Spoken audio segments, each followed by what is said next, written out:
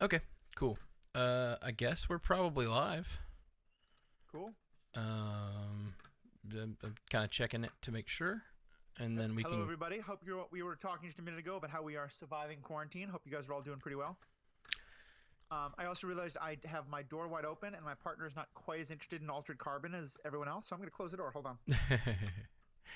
Oh yeah, I've just been telling Matthew about my day, which was I don't know. It's my first time going back to the grocery store in a few weeks, and man, yeah, we're trying not to do the whole panic stock up thing. So we were out of groceries, a day within a day of not having food. So I went to the I'm grocery back. store. Cool, cool, cool. Yeah, yeah. I was just retelling the story I just told you. So I Nice. went back to went back over to the grocery store, and it was just like there was no meat.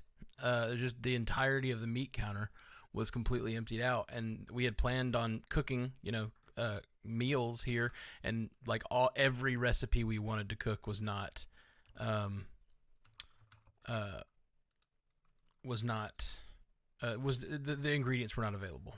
So yeah, it's been a rough couple hours, honestly. It really kind of freaked me Uh-huh. out, and then I kind of freaked out and bought a bunch of things that probably doesn't add up to any reasonable uh, way to feed myself this week, and Right. my girlfriend. And then I got really upset because my girlfriend is working full time, and so Yeah, I'm sure.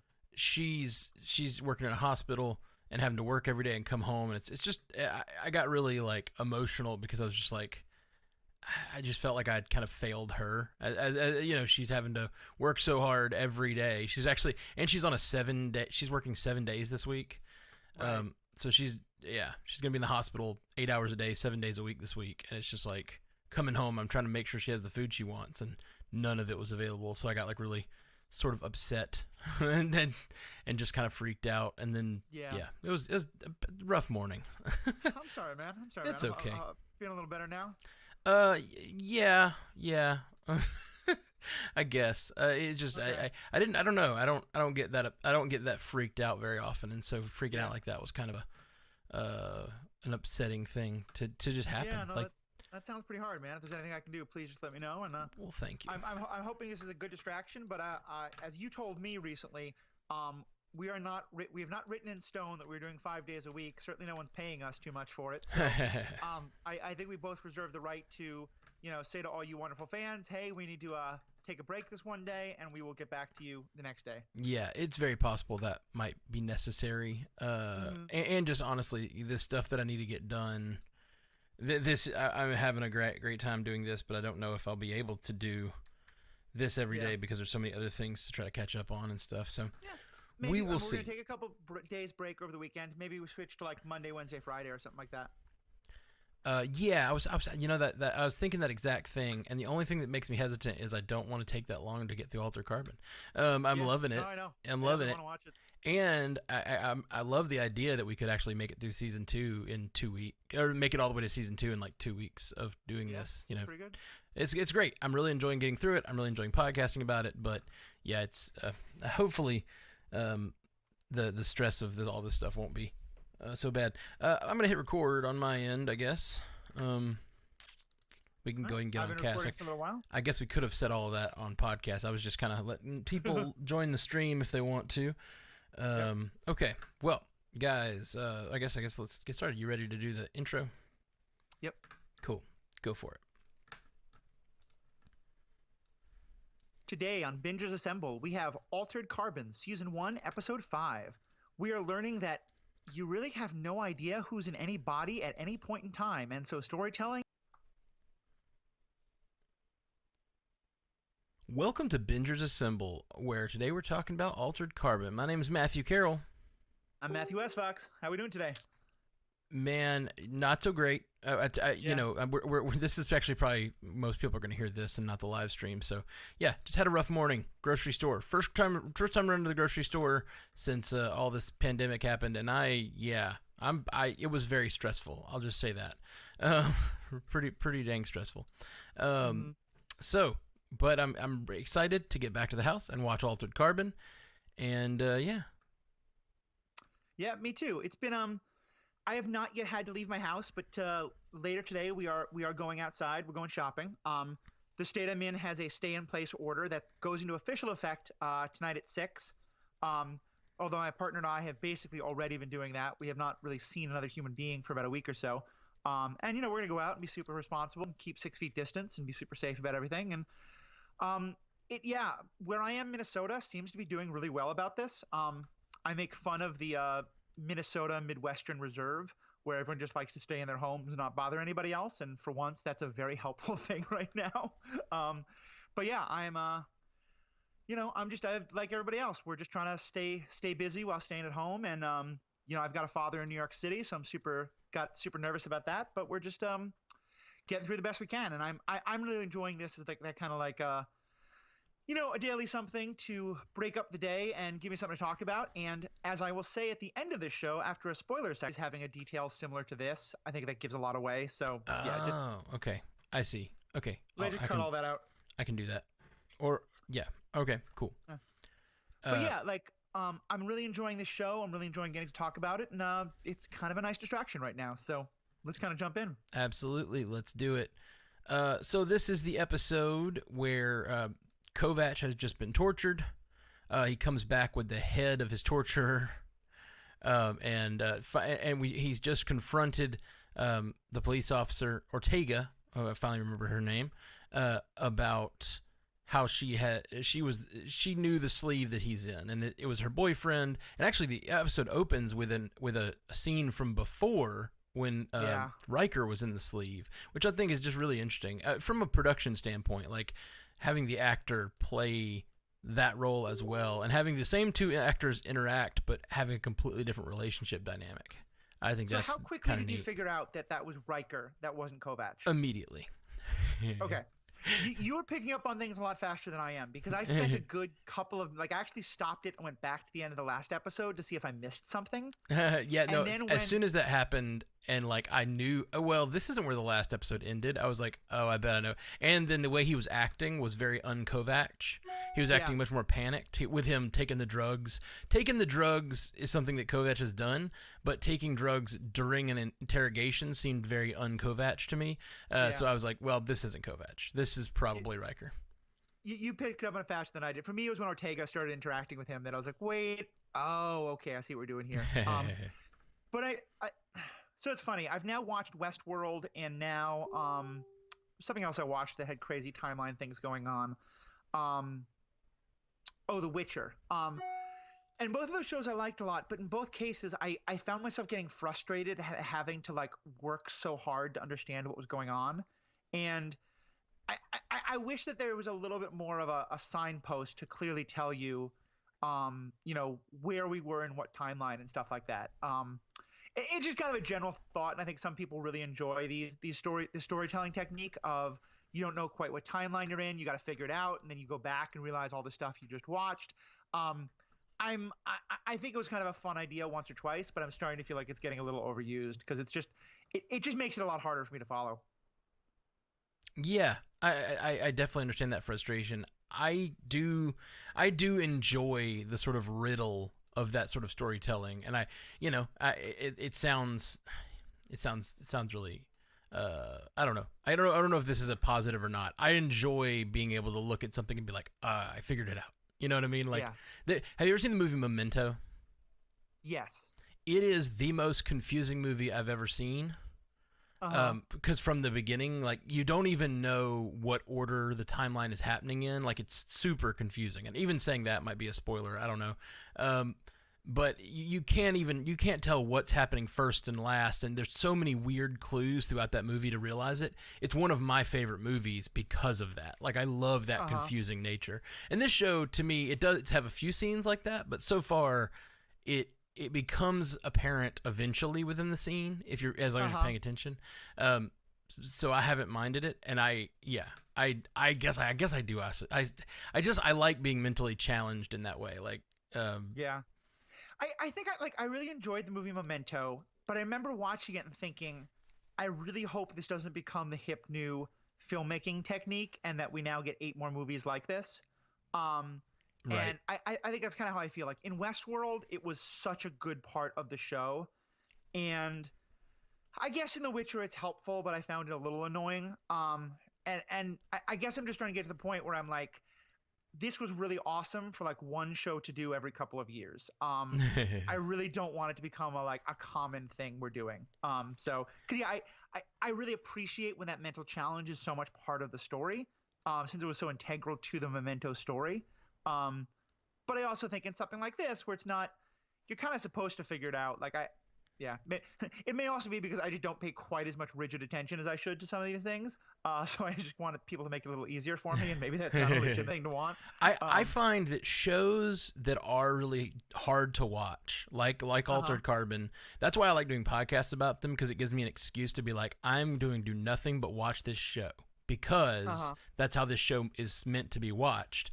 But it does, when I find shows like that, sometimes it takes me a really long time to get through them because of that exact thing. It takes so much effort and so much focus to finish it that I just won't sometimes. I just won't ever get back. Even I see a first episode, excuse me, I see a first episode and I'm like, that was utterly amazing. And then I never find the time to sit down and enjoy it again because it took too much focus. But things like more episodic things and things that are really like, there's a lot of shows where you can just listen to them and get the entirety of the plot because characters explain every piece of exposition, like it literally out loud. Star Trek, older Star Trek is that way. Well, literally, yes. My partner and I are right now moving. We're moving in a couple weeks. And of course, with the current situation, we're realizing we probably don't have friends coming to help us pack. So we're starting the packing process now. And she hasn't seen a lot of Star Trek TNG. So we've decided that's the show we're going to have on while we're packing, while we're like looking up at the television maybe every couple of minutes, because it's perfect for that. And I think actually part of what happened today is Matt and I had a little bit of a schedule mismatch because I had to meet with someone to give me a moving quote. So we didn't watch at the same time, so we weren't Netflix chatting about it. And I think because of that, maybe I was a little more distracted. I wasn't quite as like laser focused on the show as I would normally be, and that also may be why I missed some of those details. Yeah, absolutely. It's funny. I thought that might be a thing that might trip you up, actually, based on other things that you've found that were like a little like, I didn't get that at first, and it messed me up.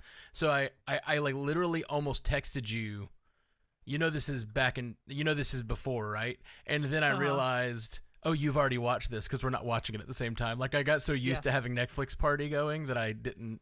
I almost didn't get it. I almost texted you and I was like, wait, no, he's already seen this. I'm sure by now he knows. Yeah.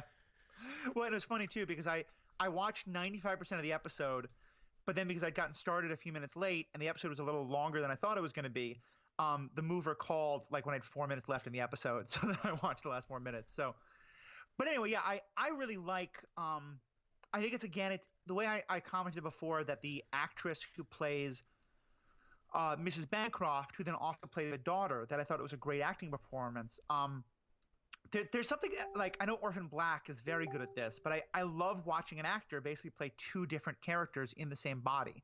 And I think, especially now that I know what Riker's mannerisms are like, the second time that we had Riker on screen in the arrest scene, it was almost immediate that I could figure it all out. And that one I thought especially that was really meant to be a misdirect because we went from Kovac and Ortega in bed to another scene of those two bodies in bed. But it clearly being this is going back in time to showing when Riker was getting arrested for what he was framed by. Yeah, absolutely. I really love that. I can't help but think about this sometimes. The like, just the practicality from a what's the practicality from a production standpoint where you do the practicality from a production standpoint where you can have 16 different scenes with 16 different characters but reusing the same actors and sets and everything, and like the fact that they introduced that bedroom, Riker's bedroom in this episode, and then they reuse that as the place he was arrested, but it's also the current sort of love nest that Kovac and Ortega are having, and it's like very different scenarios, very different characters, very different situations, but I thought that was real cool. It's really good, and it's really pushing on this idea of what we've been talking about this whole time, like what happens when the body and the person become even more detached from each other. Like, because, and I think that was a real theme, especially of this episode, because we talked before about the sort of weirdness of having the sweet Mexican grandmother or Latin American grandmother in the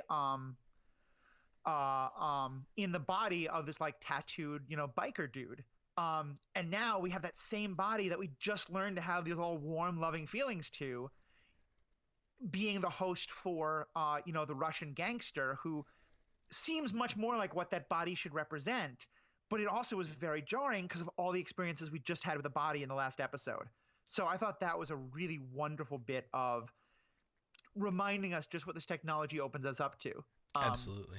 And I love that even that actor, like the different the acting job on his part was amazing. Like the fact that he played the very sweet grandmother with a completely different accent, and then jumps into this other character and plays them both very well. I really liked that. I have to wonder what the casting process for this show was like, because how many people were told, like, okay, actually, can you play this character? Great. You're 50% hired. Now, can you also play this entirely different character? Like, yeah. What a crazy casting process that must be. Yeah, especially for smaller characters like this sort of biker looking fellow. Like, I can't imagine you can spend too much time casting unless he just becomes a sleeve that they're going to use commonly. You know what I mean? Yeah. I mentioned that Dollhouse was a show that this show's cast a lot of the same actors from, and Dollhouse is a show where every episode the same actor plays a different character in very deliberate ways. And so that's super interesting that this, I guess when I thought about that, I didn't draw that connection, but yeah, this is very much very similar. Mm-hmm. Yeah. Yeah. I totally get that. I get that. So yeah. So what else? I thought it was a little interesting that we've had this growing tension, obviously, between Kovac and Ortega, and I really liked the plot because there's some extent to which, like, I watched a television show before, so I know these two characters are going to wind up in bed. That's just how these shows work. Oh yeah, you called that in the first podcast, I think, and I was like, maybe. Yeah, and I'm a little sad that they did that trope because it is just such a trope. But I found that, like, the way they told it made a lot of sense because it's not just these two people who hate each other, but they found they're attracted to each other. It's that she is A, completely fucked up because of so much going on, but B, she's really wrestling because like this person she can't stand but maybe has an attraction to is also in the body of her lover who she thought she'd never get to be with and now maybe not ever get to be with. And like I mean, that's such an interesting thing of, like, are you attracted to the personality or are you attracted to the body and the like the physical versus the mental attraction? And I think both are very true. But I think it's often we like to sort of say, like, oh no, people are only attracted to mind and personality, and you could fall for it wouldn't matter what body they're in. And I think that can be very true. But I love this flip side of, like, if someone is looking at you with the eyes that you were in love with and is in the, the hands that you have been on you so many times and all these things about, like, another physical body that generates attraction, the situation that Ortega's in, I can really understand. And especially when she says, just shut up. Because part of what I feel like that's saying is she wants to go to bed with Riker. She wants to have as close an experience to that as she can get. And every time Kovac talks, it reminds her that he's not Riker. Yeah, she even says that exact thing earlier in the episode. She says, every time you talk, I get closer and closer to being okay putting holes in that body. Yeah. That's a quote from earlier in the episode before we knew what she's, that she's feeling this way or whatever. Who he was and all that, yeah. So I feel like that was kind of the overriding theme of this, is like the difference between sleeve and mind and all the ways they can fuck with you in so many different directions. And well, let me say this. I really like it, and I really appreciate it. It's the one area in the show where I'm having a little trouble understanding the reality that they're telling us and the reality that they're showing us. Because the reality that they're telling us the reality that they're showing us is that a mind being in a different sleeve than people are used to, like everyone is always so surprised and doesn't know how to deal with it. But we're also being told that it happens pretty often. So I'm having a little trouble wrapping my head around that, but I think they're gonna more explain that, and I'm finding it such a fascinating world. Yes, absolutely. This world's very fascinating. The one flaw in it, and I mentioned it last episode, and Kovac kind of realizes it this episode. What does he say? He says something like, he says, "Oh yeah, how do I know you are who you are? In this world, anyone could be anyone." Which he says it like it's a realization. Which I guess in the 250 years he's been put down, this has become more common. Mm-hmm. Because he knew about sleeves before he went down, but like in this world, it's so common that he's realizing for the first time how unreliable his eyes are when they see a body. Like no Right. body means, bodies don't mean what he thinks or whatever. I can't imagine a world that could exist and that people could do commerce. And I mean, it's shown in this episode. They're using these bodies in so many different ways, and I feel like in a world that this has been going on for 250 years, a lot of these Yeah. would have had to have been solved. Like the idea that these businessmen did a multi-million-dollar, billion-dollar deal with Bancroft, and it was actually his son. Yeah, as I was saying, like maybe it makes sense that I forgot that that's actually probably the most glaring example of it because, you know, even in our own world, when e-commerce started, pretty quickly people realized, wait a minute, like someone else could grab your phone, especially like your kid, and buy a whole bunch of stuff you didn't want to buy. And within a year, we had a whole bunch more security around online purchasing.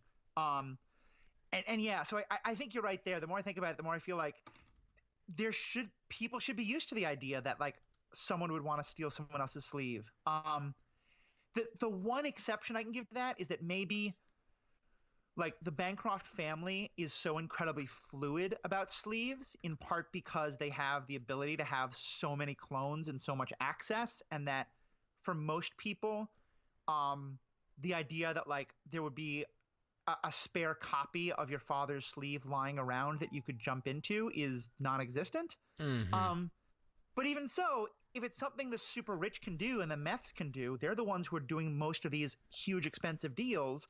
And so, yeah, it seemed like, of course, we'd have some kind of security built up, you know? Yeah, I totally agree, and I think that's just a thing we're going to have to accept to suspend disbelief to believe in this world, because I do think that's fair. there'd have to be like I think that every door you walk in or every kind of transaction you would have with a person, maybe even on a personal level where you like or go to bed with your lover or transact something commercially, like I feel like you'd have to scan them first. Like that would just be a part of, just like she has the little sensor in the little screen in her eye. A part of that, you know how we talk about there's the talk about Google Glass years ago, where like you could walk around and you could see a face and it would automatically connect to the cloud and tell you who that face is, so that you could like you could like not have to remember anyone's name because your Google Glass would tell you.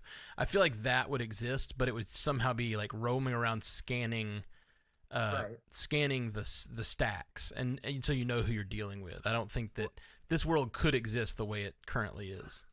Especially because, I mean, frankly, when Google Glass was introduced, most people thought that sounded really creepy and potentially really scary. And I think in this current world, I don't think those concerns would still exist, you know, because it seems like, you know, control and constant observation are so much more common. But yeah, so staying on the Bancroft family, but going a different direction, what did we think of, you know, Prophet Bancroft healing the sick and letting himself die? What did you think was going on there? I found it incredibly interesting. I think it gives us some speculation as to, I mean, clearly this is what he wants, and so from a meta perspective, I realize I'm doing exactly what the character wants. But it does make me think, while I don't think he is any better ethically than I did before, it does make me think that he cares about not just looking more ethical, but he cares about feeling more ethical. This is something he's doing for himself, I think, as much as he's doing it for a performance. I think he's doing it because he likes feeling like the Messiah walking around this area. The part that really interested me about that scene though is the dialogue he talks about. um, Real power is hidden, Mm-hmm. because to me that is an allusion to the fact that he does not believe he is all powerful. He knows there's something behind him that is even more powerful. And Yeah. also the character, the torturer who was spun back up for this Uh-huh. episode, they have a conversation with him, and he talks about the difference between the virtual and the real is that in virtual you know there's a machine controlling everything. In the real you don't. To me, those Right. two conversations are absolutely connected. Bancroft and this character are both involved. They're connected by some sort of underworld background scheming that's going on. Uh-huh. And I also think it probably has something, because he broke him out. I think it probably has something to do with the Asian man with the mustache who was using that brutal implement on Ortega in the elevator. Um, that whole that there's something going on. There's some sort of conspiracy, some sort of system in place that is even above the meths, even keeping the meths under control. And I think Yeah. that that is what really sparked my interest in that scene. And whatever he's doing that both for um, his own edification, as well as trying to show the world that he's such a good guy. Right. But yeah, I don't know, man. Yeah. I thought that scene with Bancroft and Kovacs was really fascinating because, you know, I think Kovacs is to some extent right in terms of it looks kind of like theater. It looks kind of like, I am so wealthy and so unconcerned about my physical body that I'm willing to go be with these. I mean, basically, it seems like the modern day equivalent of lepers. Mm-hmm. The unwashed, the untouchables, because I don't care that my own body will get sick. And I think there's definitely a very performative aspect to it. But it also made me think, like, and maybe I'm being naive here. I to some extent believe I think Kovacs was being a little too cynical. And I think I think where Kovacs is, it makes sense because I think he would find it hard to believe that Bancroft could actually have any kind of ulterior motive that isn't just ulterior and self-focused and personable. Whereas I do think there's a part of Bancroft that genuinely thinks I have the ability to be this kind of messiah figure to them and to give them a bit of human comfort that no one else can. And I want to do that.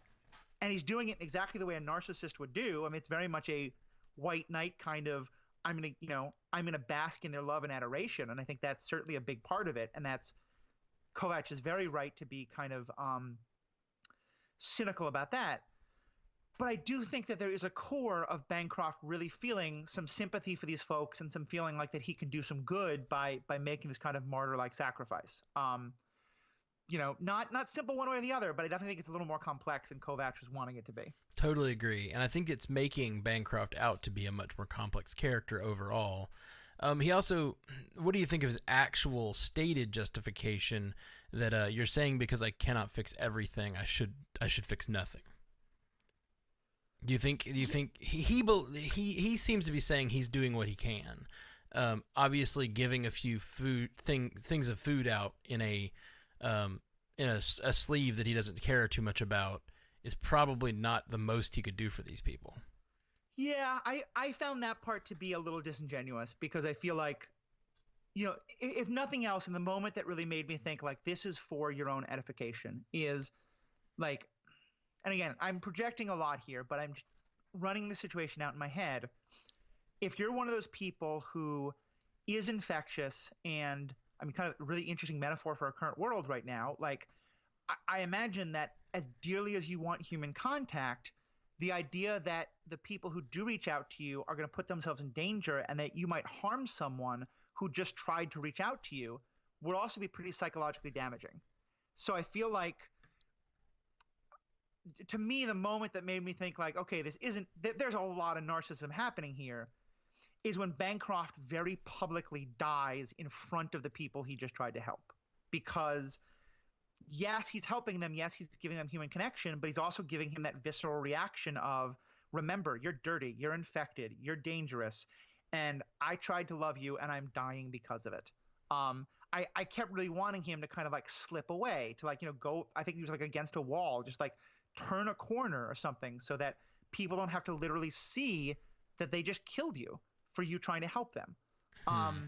Obviously, that's not what happened. I mean, he's not dying. It's barely a thing for him, but I have to imagine that there's something really psychologically harmful about feeling like no one can touch you because you're infectious, but then this happens.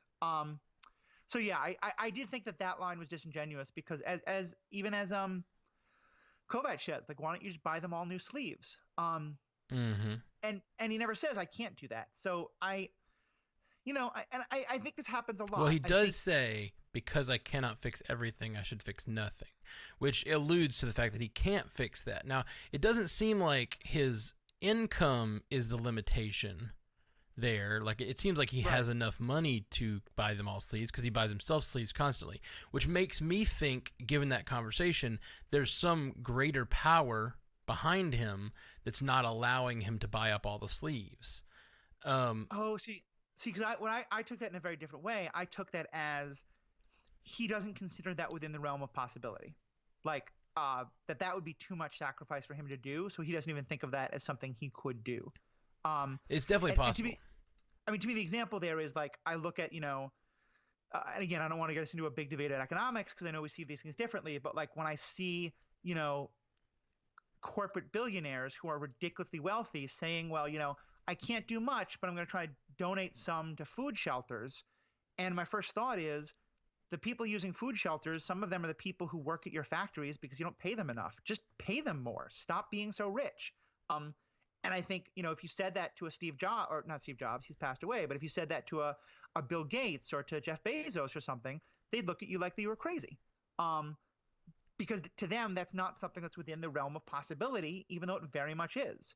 And I guess that's how I took Bancroft's statement, is, to him, like, he is comfortable with charity, but the idea that he could actually spend maybe a sizable portion of his fortune to literally change the situation so that they didn't need him to come be this messiah figure, that's not something he thinks he can do.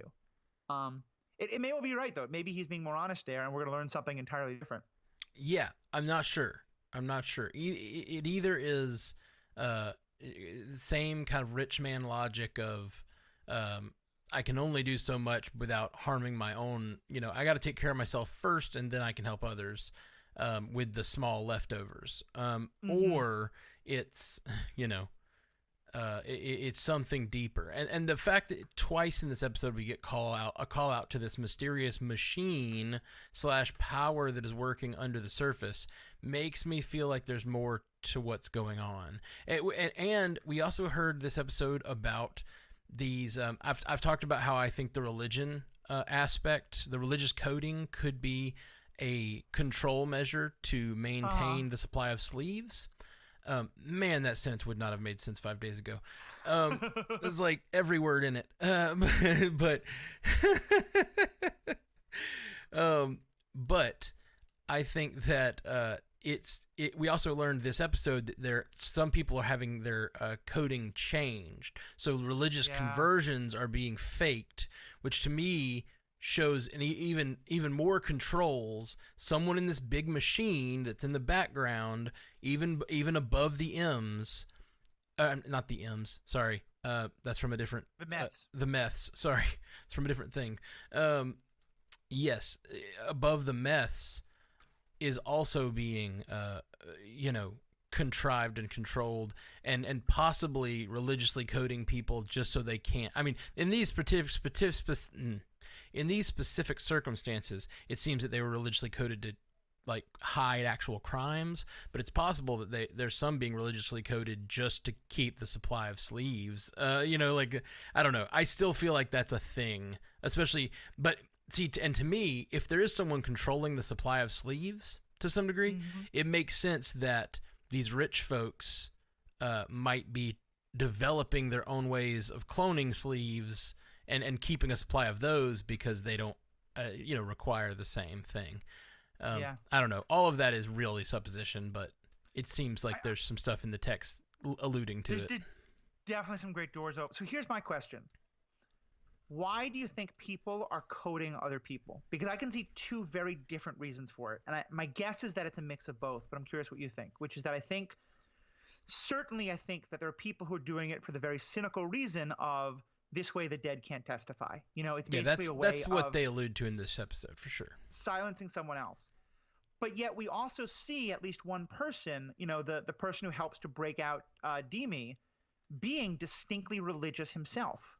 And so it like I know that the Mormon Church for a while, I think they've mostly stopped this, but the Mormon Church was literally like post-death baptizing Jewish people or other people of different faiths in an attempt to save their soul.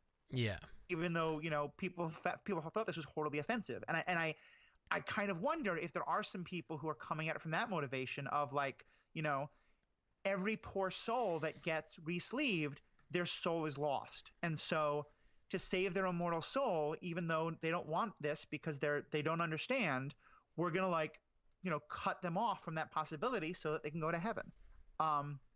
Do you think that's part of it, or do you think it is just the more sort of cynical motivation? So I currently all we've gotten in the show is these very specific cases where it's cynical motivation of trying to avoid they're trying to avoid testifying, but yeah. There's I don't think yet we have a sense that there's some sort of religious order doing that. Although we do get this episode, we find out the Asian man with the mustache talks on the street where that guy says, "Are you a believer? You're part of the chosen." And is he talking about Jewish in this case? He sees a star on his ring, and then he looks at the guy's name and it says Levine.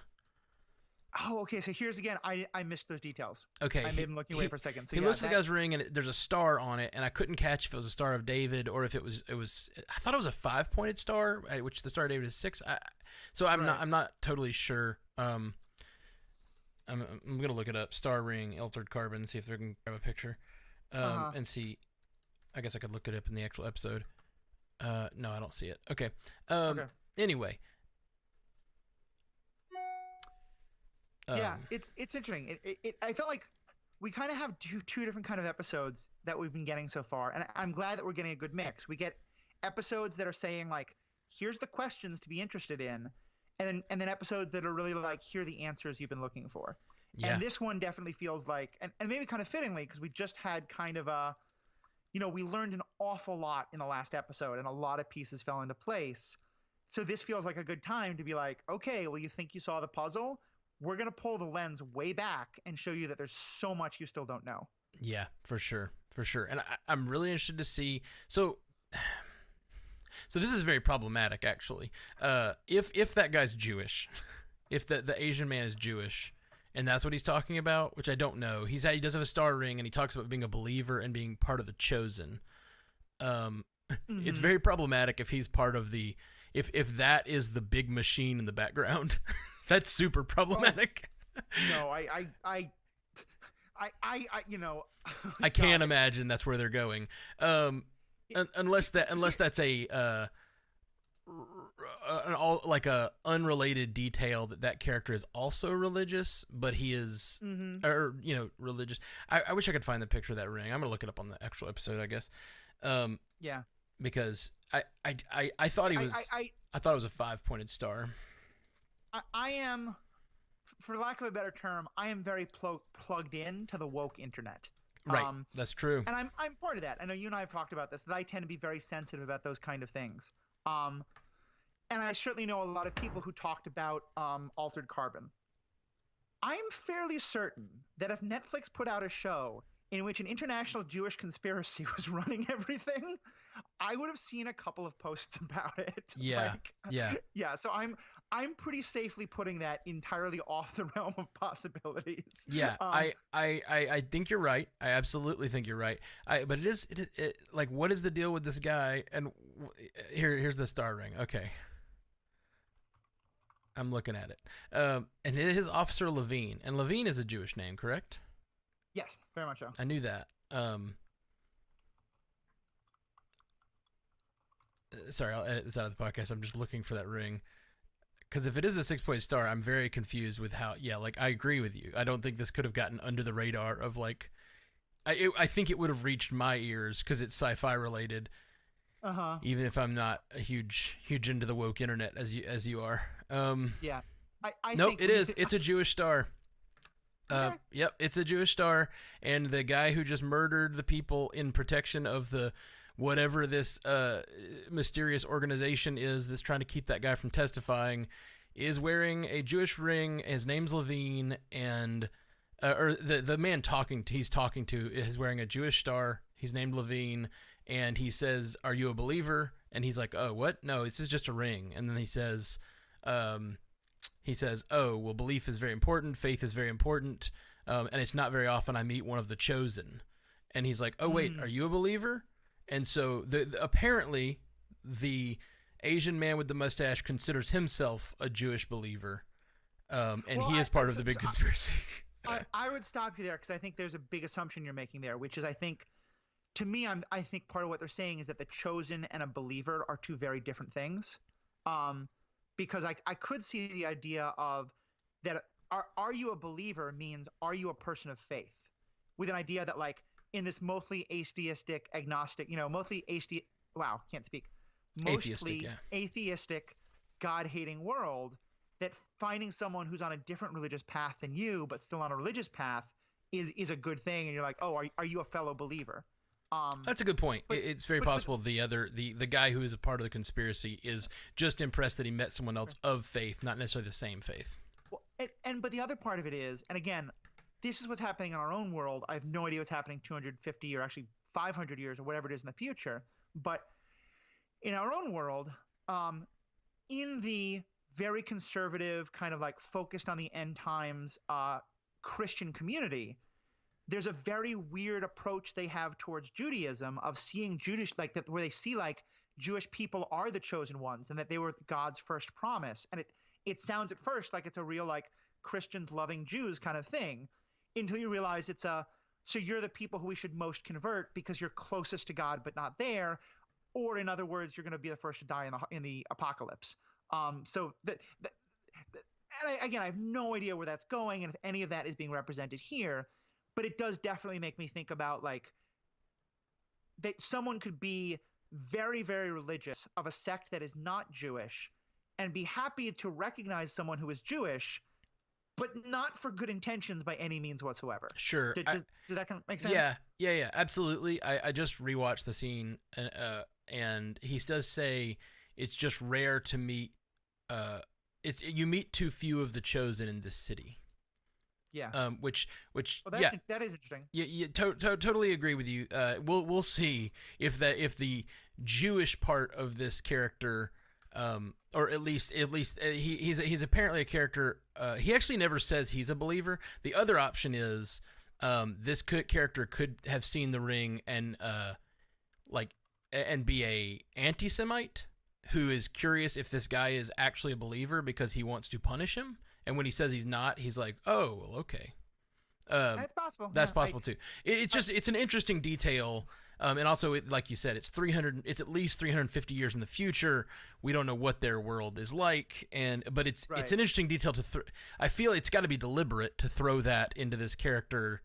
I'm confused. I'm confused by it. I don't know where they're going with it, and I'm sure, like you said, I'm sure it's not. That there's a Jewish conspiracy running the altered carbon world. Right. And I refuse to believe if that is true. Then I am very disappointed in a lot of my friends, and kind of curious why there's not lots of people protesting Netflix headquarters. Yeah, man, hey, dude, you might be able to let the woke internet know. You may be able to let the woke internet know how crazy this is, because if that's the case, it's crazy. I doubt it's the case. If that's the case, our podcast that day is going to be real intense. That day. You might all get to listen online while I cancel my Netflix subscription, but I don't think that's happening. Yeah. But yeah, well, so the other thing I think that I like about it is like we're getting a lot about what they call the neo-Cs, the neo-Catholics, and how they have a very specific idea about sleeving. But we also, through the character of Ortega's partner, excuse me, um, we learned that you can be a practicing Muslim, like he doesn't drink because he still holds a lot of those traditional laws, but that he has no objection, it seems, to the whole sleeving process. So it seems like we do have a number. It's not that like religion is opposed to this and atheists are fine with it. It seems like different religions have different perspectives. So certainly I would love to learn more about, where Judaism stands on all this and what Judaism is like in this particular world. But, I mean, honestly, and again, I don't want this to be done in any kind of tokenistic way. And maybe the writers haven't done this because they feel like that they don't know enough about this world to be able to do it justice without it seeming like appropriation or insensitive or just flat out inaccurate. But there's a part of me that hopes, doing it the right way, we meet a Hindu person or someone else who has a like religious belief in which reincarnation is a very specific part of their religious understanding. Yeah, I hopefully they will. I mean, we saw them yesterday, or on yesterday's episode, do it with the culture. I guess the Mexican culture of Dios de la Muerte. Am I saying that right? Mm-hmm. Dios de la Muertos. And how they handled that, and so I thought that was very interesting. And so hopefully they will do that with other cultures as well. Yeah, I agree there. There's a lot to go into. And speaking of our dear Muslim friend, whose name I'm super embarrassed now that I still can't remember because I think we just lost him for good, right? Aboud is what she keeps calling him at the end. I never got his name, and then she said it like 16 times at the end of the last episode, so I wrote it down. And he is real dead. I mean, we see, and it's insane. We've seen so much violence, and we saw horrible violence against Ortega in this scene. And I mean, like that device that the character is using is horrid, just ripping pieces of flesh out. It was awful. But then, what was happening with that? It was some sort of device where when it was like a knife that also grabs and pulls flesh, just chunks of flesh off people. It was gross. So, was there any particular, like, I just went on my big rant yesterday about, overly graphic violence that doesn't serve a purpose. Did that weapon have a specific like, here's why in this world this is something we want to do? Or is it just meant to be horrific and terrible and upsetting to watch? Well, I think it's meant to. I mean, I think it's meant to show the brutality of the character. Okay. I won't say. I do think that it's just meant to be horrid and brutal, but I also think it is meant to show the brutality of this specific character and what he's trying to do and the kind of pain he's trying to inflict in this battle. Because it is a character building thing for him at least. But it's rough. It's really, really rough. It just feels very inefficient. It feels like, you're doing damage to the person, but not killing them, and not like it's a way to like get a good hit in, but not into the fight the way if you just like, used a knife or something, it would be. Well, I think in most cases it probably does in the fight. He says, after he does it twice to her, he says, like something like, "Lady, just give up. It's not worth fighting. Yeah. Like you don't know when to stop." And I'm sure he's used to most people. That's such a painful. I mean, he literally like rips inches of flesh, like an inch deep on her body, out of her body twice, and then continues to beat her. And she keeps fighting, and he's not used to the sort of. He seems not used to the way that she is responding to that. So maybe it's. Yeah, it was awful and brutal. But the crazy thing is, after watching that, the thing that I responded to more viscerally after watching 5 days of the show was the explosion of Aboud's stack. Yeah, the shooting to the back of the neck. Yeah, he jumps in the way, and I wasn't even sure that the guy was aiming. He was the bad guy there was aiming at Ortega's neck, but I wasn't sure. And when he jumps in the way of the bullet, and you actually see plastic and metal shatter and fly out of the front of his neck. Oh, I didn't see that. Okay. Yeah, and it's like, oh, he just real died. Like that was a real death. And it like, I found myself immediately like, oh gosh, Aboud is actually dead. And it's just interesting, the violence on this show, and it has retrained me to look for damage to the stack, which is just such a crazy thing for a show to be able to reprogram my sense of violence to care more about the little piece of metal and plastic inside the guy. Well, and I think that's maybe a sign of where this can be a very good storytelling technique, but also have a real flaw, which is I didn't see it because I looked away. because I am just now Right. conditioned to there's going to be so much pointless gore that is just for the purpose of having gore that I don't want to see it, and so I'm not looking for those details. Yeah. So This is not really a show if you don't like gore. I mean, like, yeah, it's that's obviously fair. got its other pluses, but like it's definitely a show full of gore. So if you're not a fan, Yeah. Well, and it's I, not to I will watch. maintain that that is a flaw of the show, because I think that there were the things they explore are so interesting that there's a lot more people who would probably love it, but who just don't want to see quite that level of. That's Now, I will possible. say, There's also a lot of people who love that kind of gore, and I'm not one of them. I'm more of a neutralist in this scenario. Like I don't right. really mind it, but it's not something I seek. But there are people that seek it, and there are people who seek the sexuality and the violence just because it feels more adult, Yeah. and because it's a thing they can't get from their other shows that can explore similar concepts but be, you know, Well, with kid gloves, I guess. well, but here's the thing: is that I feel like I watch Game of Thrones. I watch Westworld. I am okay with quite gratuitous sexuality and quite gratuitous violence when it feels like it is serving the plot in some way. And like, so to me, if we mostly had, like blood and things, but not quite the like, we're going to show you the burned off stumps of his legs. Like, to me, that scene does absolutely nothing except to say, haha, look how edgy we are. Hmm. But if they just stuck to that, like, because I mean, you're right. Because actually, I thought more about the person who's using that like device that grabs chunks of flesh out. You know, he is the religious one, and maybe part of what he's going for is he wants to brutally hurt someone but not kill them. So that while they're no longer able to fight, he has a moment to like do this religious conversion with them before he kills them. It's true. Like, He says the prayer.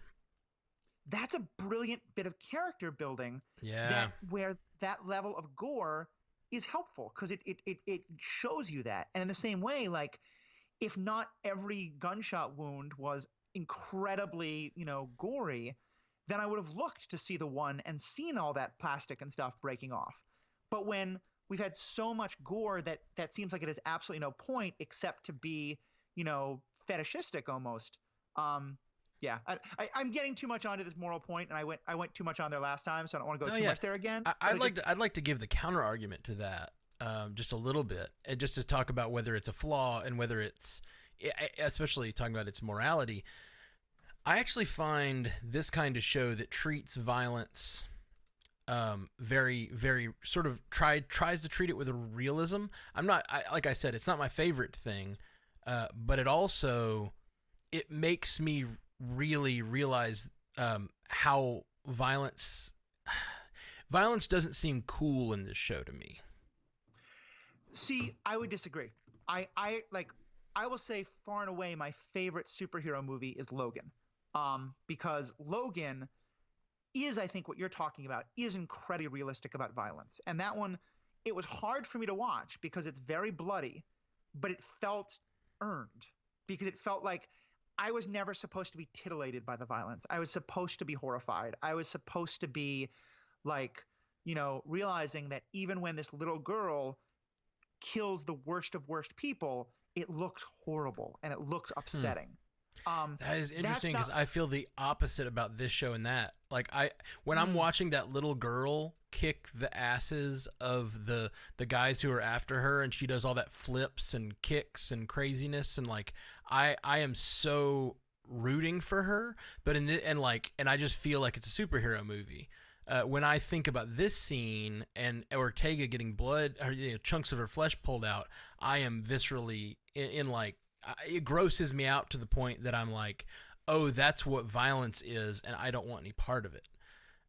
So it's very, very opposite reactions to these two pieces of media. That's fun. That's interesting. And that's legit. That's legit. I mean, and I think there's no one way to see these things. Yeah, I definitely have the wow, that's cool moment when Laura's fighting, but then when she actually like drives the stake through someone and it's blood and guts, then I'm like, oh, that's so cool. Oh God, Well, it's also the juxtaposition with her being a child that makes it morally complex and horrifying for whole different reasons. but even when Logan kills people in that movie. But yeah, anyway, so we can move on from that point. And I'm very curious to hear what our fans think. Yeah, I'm actually watching Logan today because we're doing Avengers Assemble. It will be in this feed in 2 days. So that's funny that we're talking about Logan because actually it'll be up Saturday or Sunday. We'll have the Logan episode. Okay. On when are you Avengers. recording? Because I actually want to send in some feedback for you for that one. Tomorrow morning. Okay. So I'll try and send you something. Yeah, please do. But yeah, and I guess I'm having the strong reaction I am because I'm mad that I missed a bit of storytelling because they've so grossed me out. Yeah, I totally get it. I have friends who I would love to show this to because they would be so fascinated by all this discussion of the stacks and the bodies and all that, who I know will never watch it because of the level of gore. So anyway, yeah, that's fair. I've said my piece on that for 2 episodes. We can move on. But listeners, if you think I'm being ridiculously moralistic, please write in and tell me. If you think Matt is, craven and should have more of a soul about watching blood, please write in and tell him. I'm definitely kidding there, obviously. Definitely craven. But yeah, tell us what you guys think, because I'm sure that I'm in the minority with this, and that's very okay. For me, this goes back a while. Like I couldn't watch Sin City because of the cruder's violence in that. But anyway, or Kill Bill even more so. But yeah, so what do you think of the this guy who fights very brutally and then says a prayer over someone? I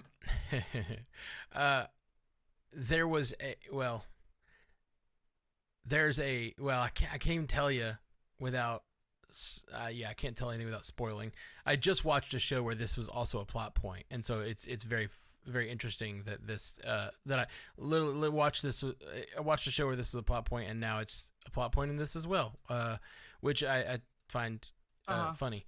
But yeah, I think it's interesting. I like when any character is anything more than a mustache twirler. So that gives me a lot of faith that this character has more depth to him, even if it's a sort of broken depth, even if it's a something that I can't get behind. I like that there's apparently depth behind this character. That's pretty cool. Awesome. Yeah, I really liked it because of how shocking it was, and because we'd gotten a whole bunch about how cynical faith might be and how people are using faith in cynical ways, and so the fact that he's very much not, it makes me wonder why he's partners with, or at least working with, this Demi guy who seems very comfortable, like constantly jumping through sleeves. But I definitely want to know more about him. And he's just a little one-off character, but it's, for me, one of the most, I like seeing the man on the street, for lack of a better word. I like seeing, okay, this huge change has happened in society, and you're going to show me 3 or 4 or 5 main characters who are all having intense, deep reactions to that thing that's changed. But I also want you to show me like 20 different people every episode who I just get like 2 or 3 seconds of seeing the different ways they react, one of the reasons that I first fell in love with the first episode of Daredevil on Netflix from the very beginning is that it was all about New York City has just been hit by this alien attack in Avengers, and we're seeing how is everyone responding to it. And that was just such interesting world building. So yeah, I loved that criminal, the religious criminal, because I thought it was just such an interesting like juxtaposition there, and gave such depth. Yeah, and I know you and I both hate some of the ethics of this season, but that's another trope that's used in Punisher season 2, with the religious assassin, as it were. Yep. Exactly. Okay, I know we're getting up on close to an hour, so let's you mind if I run through a few things that I thought I wanted to mention? Go for it. And then there's one thing I want to say about something totally different but related. I'm going to put a spoiler section in for that. Okay, yeah. Let me run down this real quick then. We get introduced this episode with synth sleeves. Apparently there are sleeves that are not human bodies, which is a whole new wrinkle. The character of Carnage apparently has a synth sleeve, and it has the ability to change his face. And also, did you recognize that actor? I did not. Where's he from? Max Headroom. Do you remember the character Max Headroom from the 80s? Oh my God, yes. Yeah. Who was like, the whole point was he was supposed to be this like completely computerized personality. Yeah, that was him. Matt Fruerer. don't know how to say his name well. Wow. That was Max Headroom. He's also in Back to the Future 2 as Max Headroom. He's also in Dawn of the Dead. I really like that actor a lot. And yeah, it was really, really cool to see him. And he very kind of playing a Max Headroom-ish character in this. And again, yeah, he's in the synth sleeve and his face looks really crazy. And I just thought that was kind of a neat connection to the past of this kind of media. That's sort of Max Headroom character. They talk about the ability to put dogs in human sleeves, which we talked about humans being put into snakes last episode, I believe it was. This time they talk about putting dogs into humans and the fact that dogs can apparently operate. Now, I couldn't tell how much of that was a joke, but then he does say they tend to go crazy when you decant them, which is when you take them out of the water. Right. Which made it seem like it's an actual thing they can do, which I thought was interesting. I was really glad to see Mickey back, the character of Mickey, who's the tech guy. He's that character from Dollhouse. They also mentioned sleeve mortgages. What do you think of that? Yeah. Of course, we live in a world where the fun new technology, the rich people get it, and the poor people go constantly further and further into debt to try and keep up with the things that modern life, requires. Yeah. Well, in this case, the sleeve mortgage was actually storing Riker's sleeve. So no, that's right. It wasn't. We've also seen sleeve rentals with the grandmother, which is I think what you're talking about. But this is to, I guess, prevent them from using someone's sleeve. What I was thinking was something where you buy a sleeve, but you have to basically take out a mortgage to do it, in terms of like going far into debt. But no, you're right. It's more the idea of reserving a sleeve. And more than anything, it seemed to me like it really drove home the commodification of all of this, because like if there were any kind of like sensible moral understanding of this, I feel like one of the most basic laws you ever put down is if there is any possibility of a person's stack re-entering their own sleeve, then you reserve it for that person, But the fact that once Riker is like dies, for lack of a better word, and his stack and his sleeve are no longer connected, the fact that if someone wants to put his stack back in his sleeve, they have to, like you said, pay a mortgage for it, and they can be outbid for it. That someone can just say, nope, you don't have the right to have your own body back because someone else is going to buy it out from under you for a higher price. Well, it sounds like that's kind of what happened with in this exact circumstance with Bancroft, because she apparently was paying a mortgage. Yeah, exactly. Yeah, it's crazy. Yeah. Or he had to do some sort of trickery to maybe foreclose or something like that so that he could buy, and just to mess with Ortega, which we found out, which is really sadistic on Bancroft's part. Yeah, it was such a power move, and not in a good way, because it seemed like it's not just sadistic, but it's and it's the more I talk about it, the harder it is for me to see altruistic motives in what he was doing with the sick people. Though I'm still going to fight for the idea that there's at least a little bit of it there. But so much of this does seem to be about him trying to find ways to show off his power, to show off his money, and to show people like, you can't touch me, but I can touch you. Well, I would contend, since he is not a person that seems to actually care about the sleeve, like he doesn't really think the sleeves are important. Although Ortega does and wants to maintain Riker's sleeve, I would maintain that he wouldn't think of that as a huge betrayal, but more of like a trickster thing to pull on her, where he's trying to mess with her. He's not necessarily trying to, actually harm her or Riker by doing that. But yeah, it's definitely a dick move. Yeah, no, it really was. It really was. Yeah, so what else was on your list? The last things you wanted to hit? Let's see. I just thought you would really enjoy the line, "Stop damaging the help." Yeah, that was kind of wonderful. Which it seems that the guy, main character, it seems that Kovacs doesn't have a problem damaging the help, at least damaging, not necessarily killing, we don't know, but damaging them. But it was just funny that the wife called him out on it. Mrs. Bancroft. Yeah. But because it was very like, it wasn't like saying like, stop hitting our children, or not even like stop kicking the dog. It was much more just like, can you stop scratching up our car? Like it Oh yeah. clearly she was saying you shouldn't do this, but she doesn't give any more moral weight to the help than he does. No, for sure not. For sure not. And the other thing was from that same scene.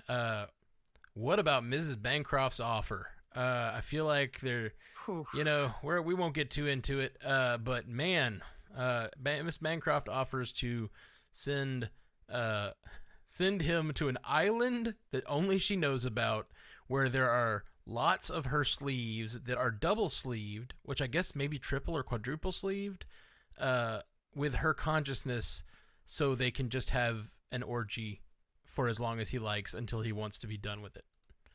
Yeah. And then he gets his freedom. It's like, goodness, this lady.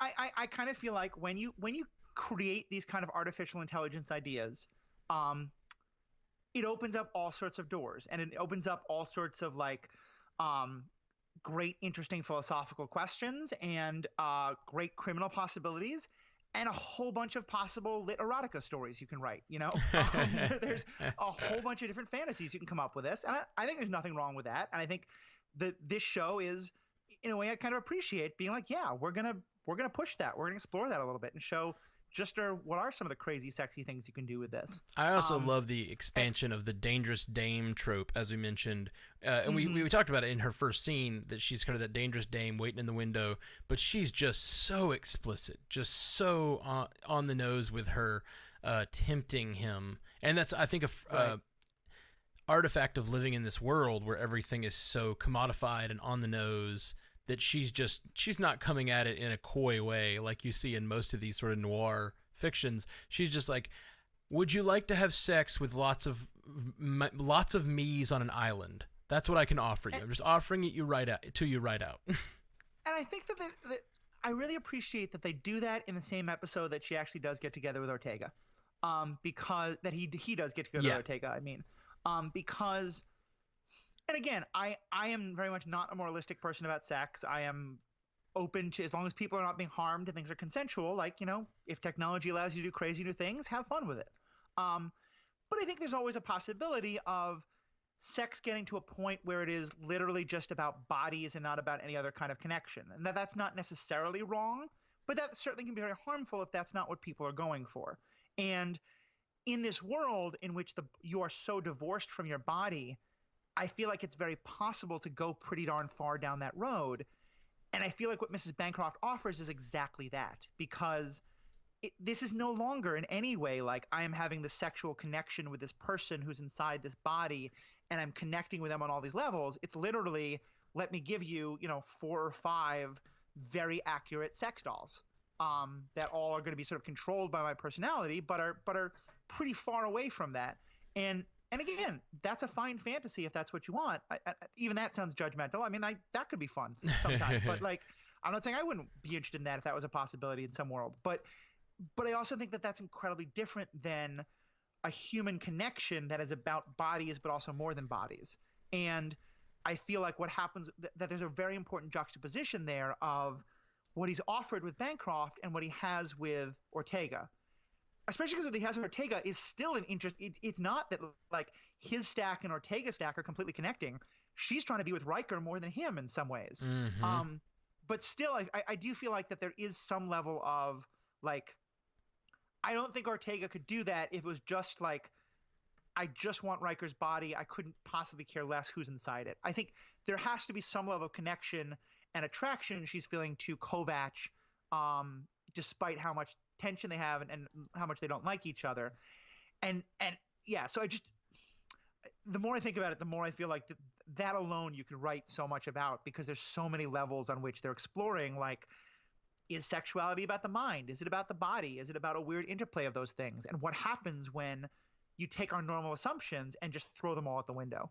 Mm-hmm. I mean, that's this whole show. It's not just sex; it's everything.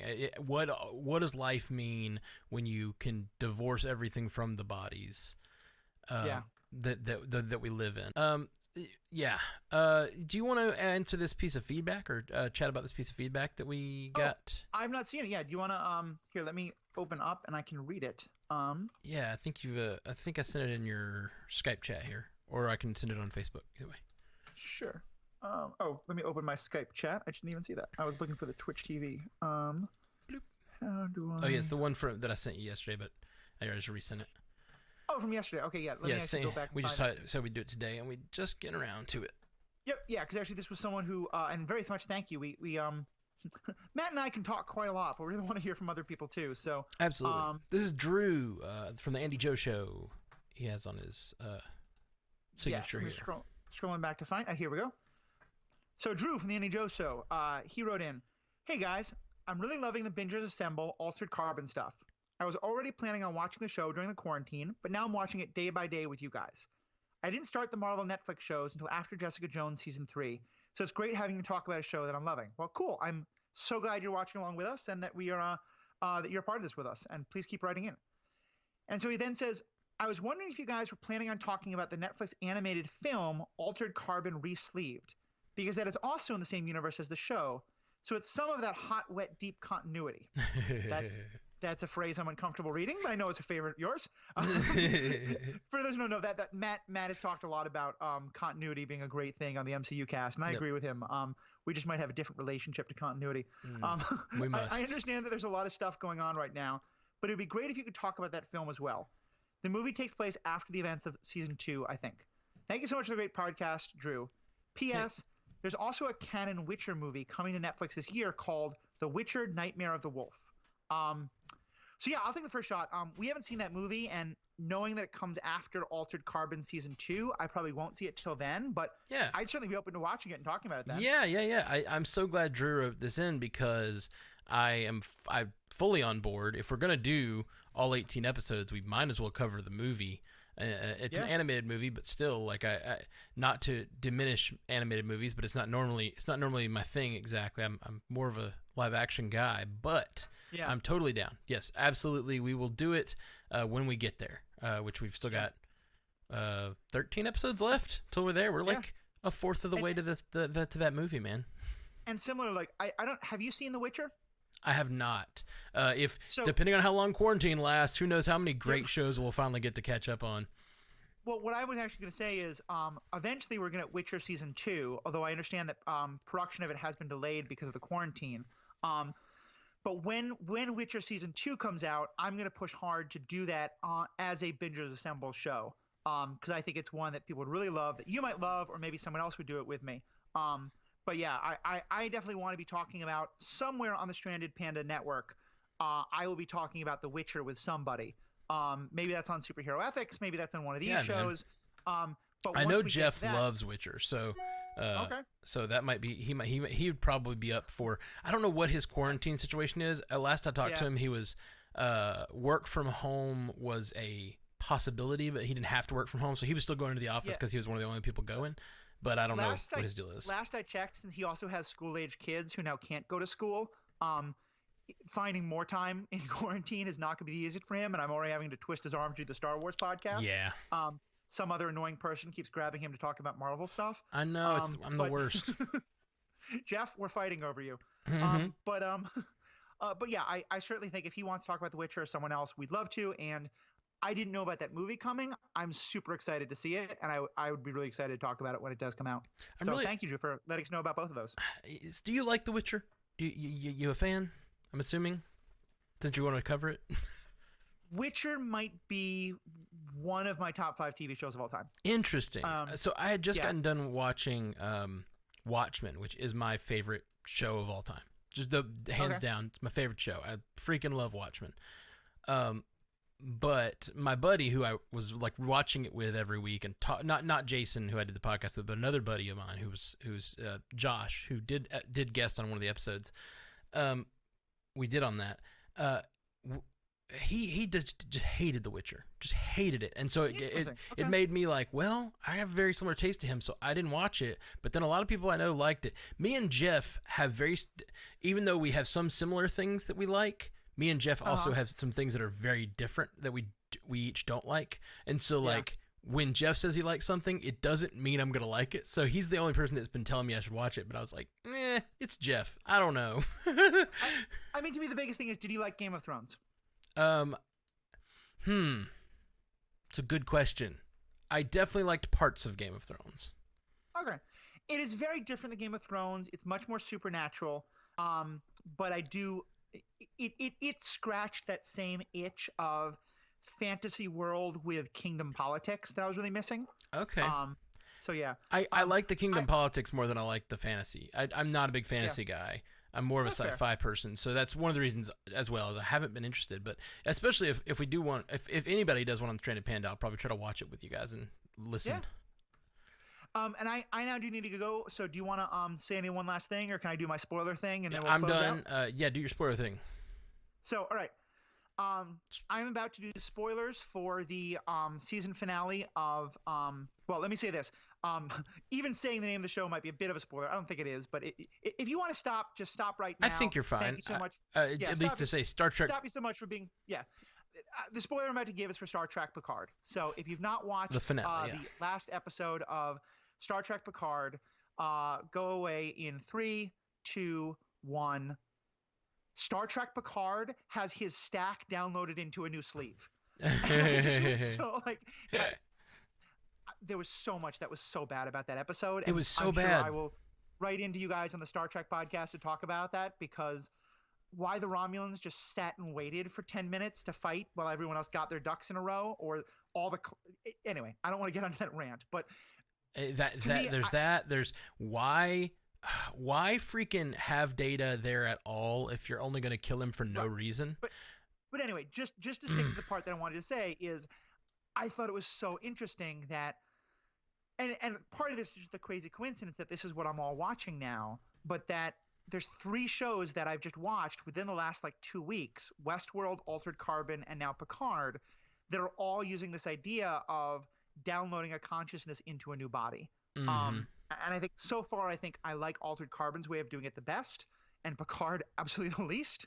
Yeah, I would have liked if Picard's death had any consequences at all. Like he died, and then this is the worst possible use of that technology, is to make a death not matter.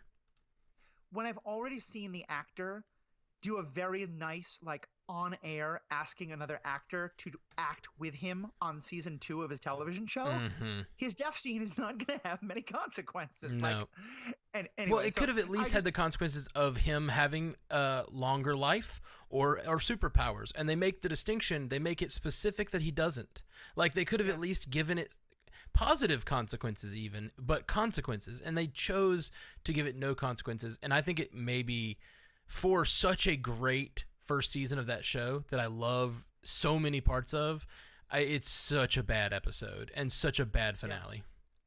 Yeah, and frankly, I feel like the first 4 episodes were a lot better than the second 4, because and I mean, pulling it back to this, Star Trek Picard to me is an example, like some of the others we've mentioned, of why shows like Altered Carbon make me so nervous, because Altered Carbon has both Altered Carbon and Picard start out by creating this incredibly multi-layered, multifaceted, everyone has a different agenda, no one's on the same side kind of world. And by the end of Picard, we find out actually there's only 2 sides, and neither one of them has much of a motivation, and everything fits into nice little boxes. And I'm, given the positive reaction I have, I'm confident that Altered Carbon won't do that. But shows like Picard are part of why I feel like I get really nervous when I see shows open with, look at all these questions we're going to ask you to explore, because, you know, I've been burned by Battlestar Galactica. I've been burned by Dexter. I've been burned by these shows that really can't stick the landing. And I am ready to be really impressed by Altered Carbon, but I'm also going to be a little nervous as we get to the end of the season. Yeah, man. I'm 100% with you. I think this one, I think they were doing weird things with Picard, trying to balance the mythos of Star Trek and trying to do this weird fan service things in the middle of. The thing that pissed me off more than anything was, like, the whole season has been about Soji and whether she's the destroyer or not. And I feel like she was barely in the episode, and we definitely did not get anything from her perspective. It was all from the other characters' perspectives, trying to convince her. She went from being sort of a character that we've been with to being a character we're, like, just kind of rooting to make a decision and not really getting the internal monologue of her at all. I hated it. I really, really hated the last episode. Anyway, I know you got to go. So, Anyway, towards it, spoilers. So thanks, everyone. Matt, you want to close this out? Yeah, man. Hit us up at bingerscast@gmail.com if you want to send in some feedback. We would actually love it if you guys send in feedback, especially early about the episode we're watching that day, because then we can actually like cover it on the actual episode. That's the one cool thing about having this sort of timed out. By the way, we may go to Monday, Wednesday, Friday next week, depending on schedules and such, or we may just skip a day here or there because we have been doing it 5 days this week was a little hectic, if I'm being honest. Yeah, I think we're going to cut down a little bit. Okay, yeah, it sounds good to me. I'm okay with that. I hate to because I really want to make it through this, but I also understand. Yeah. All right. Well, guys, have a good day. Thank you so much. Cool. Good job, man. All right, And bye, we're out. live stream.